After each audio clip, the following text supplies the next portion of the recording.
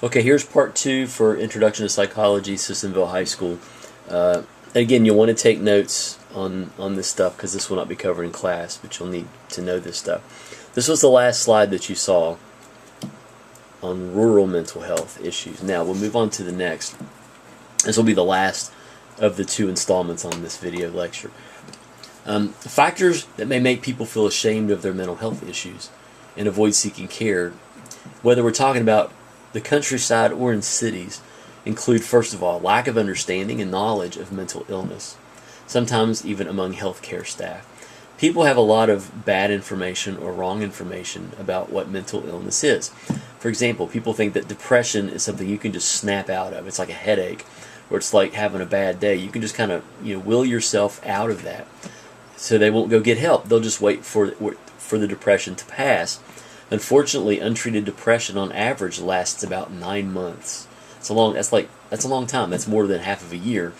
If treated, it can last anywhere from 3 to 5 months, and we said that in class the other day.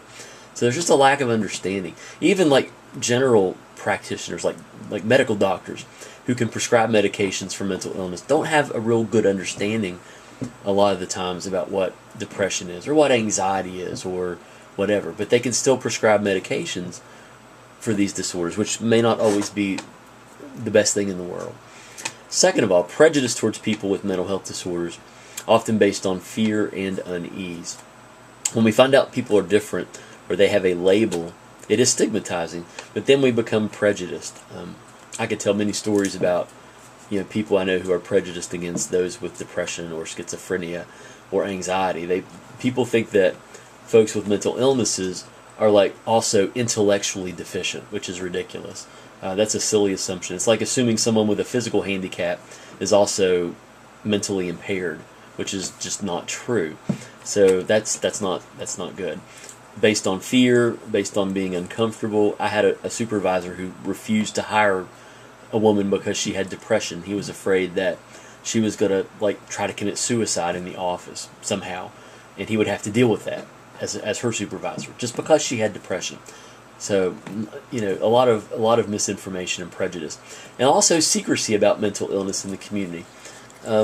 People they don't want to ask for help. There's a hesitancy to seek care because as soon as you do that, people kind of find out. People know that there's a problem and that somehow there's an issue, and they may be treated differently because of it.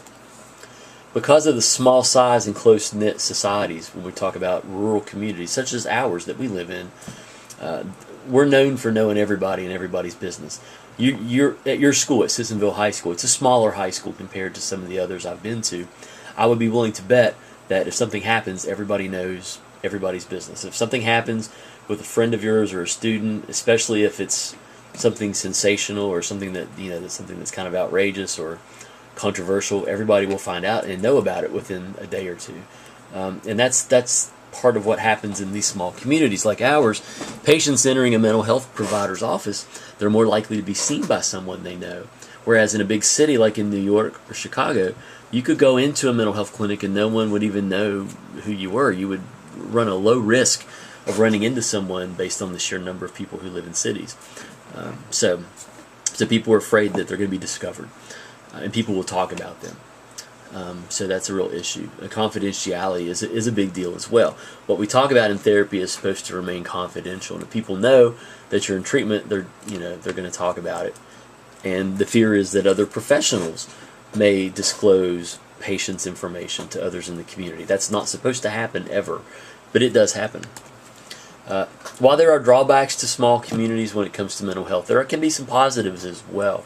The close-knit nature of rural communities can mean that residents are more likely to rally around and support each other in times of need.